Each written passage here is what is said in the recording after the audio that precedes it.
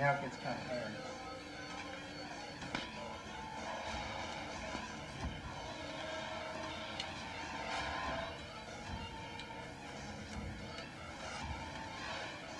And these mandrels you want to save for your EndoFlex prostheses because they have to be clean, they have to be straight, and they have to be galvanized plumbing pipe. Again, if you want to do pediatrics, you're going to be using half-inch stainless steel rod. But for any adult, galvanized plumbing pipe is the way to go. And if you keep them clean and keep them straight, they also have the threaded end on the top so that you can extract the prosthesis. So you save them for your EndoFlex projects and don't use them for your AFOs or anything else. You have plenty of other pipes for that.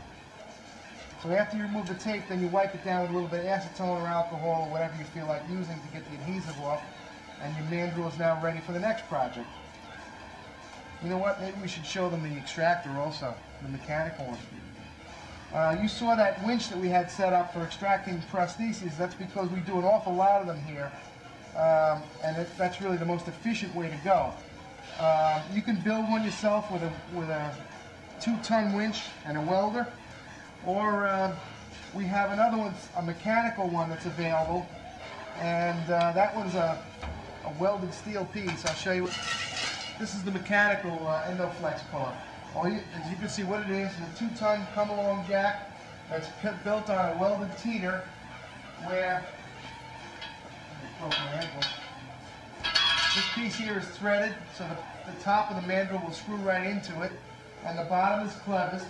So what you do is release it, lower it, hook your prosthesis on it, and jack it up from the side. This unit is about $450.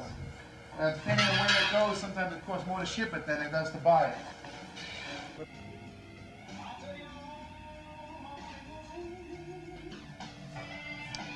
Okay, here's a very good example of an issue that happens sometimes during your vacuum forming procedure. If you notice, on the back of the pylon, okay, you'll see 2 grooves and not 1, okay?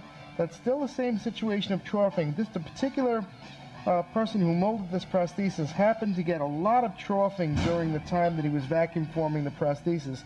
And because he rotated at 180 degrees and allowed the weight of the seam to work to his advantage, it actually filled in that whole area. That's why you see 2 grooves instead of 1. That's also acceptable. In fact, this prosthetic device was built for a 280-pound man who got 2 years out of his prosthesis, and after 2 years of active use, he finally fractured the pylon, and that's why we're replacing it at this point. But that's a very interesting situation right there.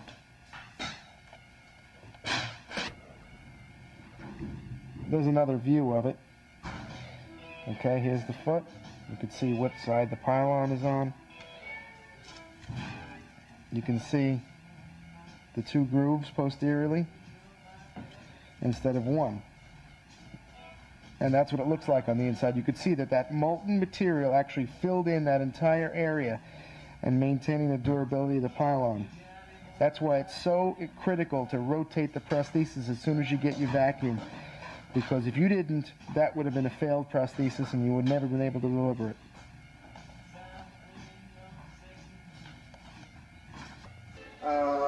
So this is the foot clamp.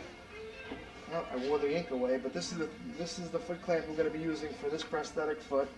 And as you should know in prosthetics, there are 2 ways to adhere any foot clamp to the prosthetic foot. Number 1 with the bolt, and number 2 you should use adhesive along with the bolt, because if there's any movement between the foot clamp and the prosthetic foot, the bolt will snap. Okay, so the adhesive that we recommend for our EndoFlex foot clamp is cyanoacrylate. We have a cyanoacrylate adhesive that's designed for thermoplastics. Now in this case we're putting it on a satch type foot with a wooden keel, so it requires nothing but the cyanoacrylate adhesive. If you decide to use a different type of foot that has other materials for the keel, most importantly the Seattle Lightfoot, which is a Delrin keel, it's necessary to etch the material before you glue the foot together. And this is a primer, and what you do is just etch the surface of the prosthetic foot with this primer, if it's Delrin or other thermoplastic, And by etching it, what you're doing is really putting microscopic scratches in the surface of the material and taking away any mold releases that may have been used on it. And that will make the cyanoacrylate adhesive adhere very well to the nylon. It's not necessary to etch the nylon, okay? So, the way we do it here is this way. Okay. By the way, we're using a 4-inch foot bolt in this case because at the end, the foot bolt will extend out through the EndoFlex foot clamp. And this is going to be the place where we attach the EndoFlex, which we'll get to later. Okay? So now we'll pull this down. This foot clamp will torque up to 75 foot-pounds. However, we recommend between 30 and 35. And if you don't know what 30 and 35 foot-pounds feels like, you might better invest in a torque wrench. Because all prosthetic assembly these days is dependent on the understanding of how tight the bolt should be. So this is a 3/8/16 standard American foot bolt, and it should be torqued to between 30 and 35 foot-pounds. Now, I'm getting close here, so now is when you want to apply the cyanoacrylate adhesive, okay? You want to apply it to the keel. And remember something, once this thing screws down on there, it's on. This glue is so strong that we can actually remove the foot bolt and you can walk on it. It'll probably destroy the wood if you tried to get it apart.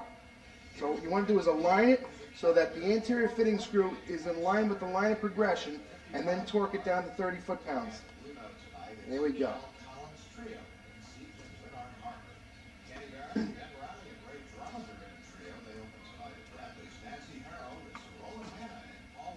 Now again, this will torque up to 75 to 80 foot-pounds before you start destroying the threads, but you want to take it to 30 to 35, and that's exactly 32 foot-pounds.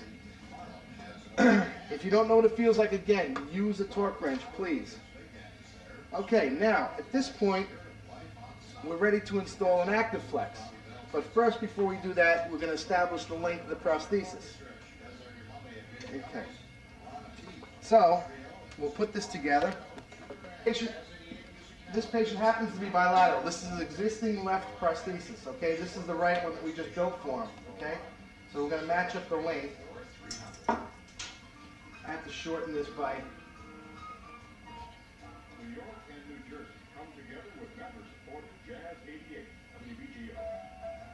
I have to shorten this by 4.5 inches to get my length correct.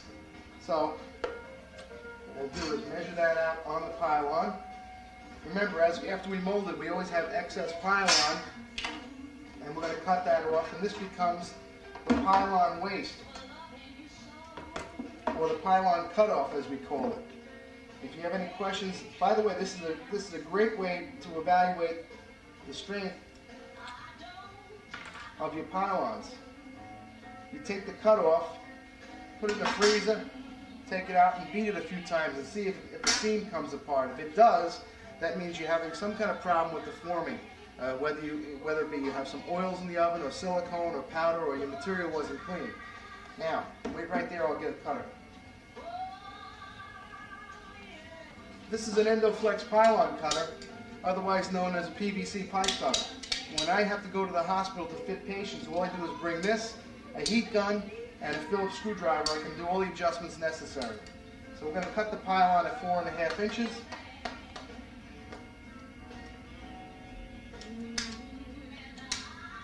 And guide it straight as you cut through. Now we're ready to install it. I think we may have to trim a little bit off the seam first.